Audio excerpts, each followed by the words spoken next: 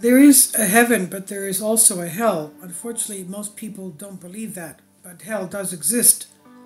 Hell is God's helplessness. This is by Haralambos Papadopoulos. The wise Saint Maximus the Confessor said, "Hell is God's indifference." That is, hell is not boiling cauldrons and fires, but hell is God's immedication. You live hell when you don't have a relationship and share with God. And how could you not live in hell when you have no relationship with the one who made you? Of course, some will claim that even now we have God's amexia. Amexia is being drunken with the sublime love one has for God, because God has enticed the human so much that the human is just dizzy with love, pining for God. That's called methexia. So amethexia is the opposite. So of course some will claim that even now we have God's amexia, amethexia, and are not living in hell. I would answer the following. First, we now have many material comforts. We run all day with our obligations. We have our constant information about what's happening in the world. We have our mobile phones, our movies, our music, our friends. So we forget about all this and life goes by without realizing it. It goes without saying that these will not exist when we leave this life.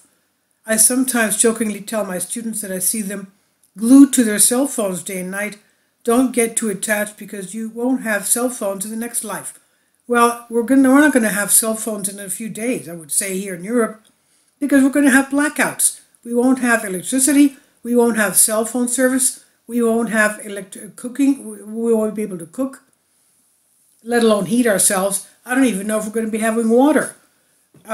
This is just terrible. So we'll get a taste of this right now, not the next life.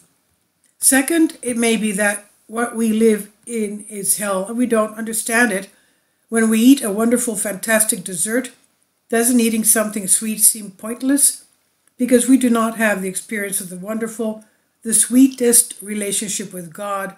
We do not know what we're missing with the life we live.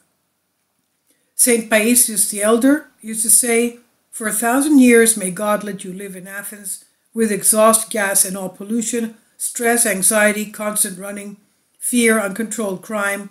May our politicians be well. You don't need another hell."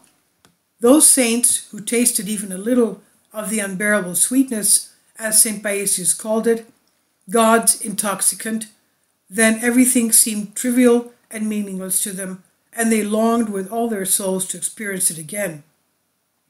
Saint Seraphim of Sarov, after such an experience, stayed 1,000 days and 1,000 nights on a rock, praying and crying to find that experience again. Saint Maximus the Confessor says again, "God forbid. God is so good that he never punishes anyone. We alone are punished when we choose to live away from him. When the sun shines and some people close their eyes because they prefer darkness, is it the sun's fault? Unfortunately, some of us also did not take care of our eyes and let them get hurt and cannot withstand the glare of the sun. So, and then many will go to hell alone, although the door of heaven will be open. Because simply hell will be more like to their liking, as the one with wounded eyes prefers darkness.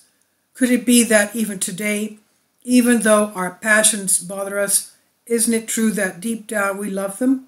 St. Paisius used to say that God will say to some, 'Go to heaven,' and they will ask, 'Does it have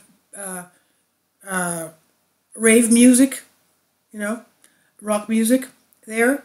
And because they will hear that heaven does not have it, they'll prefer not to enter. Years ago at the Mount Athos St. Gregory Monastery, the monk speaking to our pilgrims said that in heaven we will be like glasses overflowing with God's grace. Some will simply be small glasses, and others will be like the great St. George's and Demetrius and St. Nicholas. By the way, it's St. Nicholas's name day, feast day today. All of you are called Nick, Nicholas, or Nicole. God bless you. It's your feast day today. So the great saints like St. George, Demetrius, Nicholas, who celebrates today, Chrysostomus and many others, big glasses. But all the glasses will overflow, and we will not feel any lack. But we will not know what glory, what bliss, what inexpressible pleasure the big glasses will enjoy. And this I've translated for you from a Greek article. Please leave your comments. Thank you for your support. Kindly support my Patreon account. The daily posts are 5 videos daily, and they are totally different from what I have on my YouTube channel.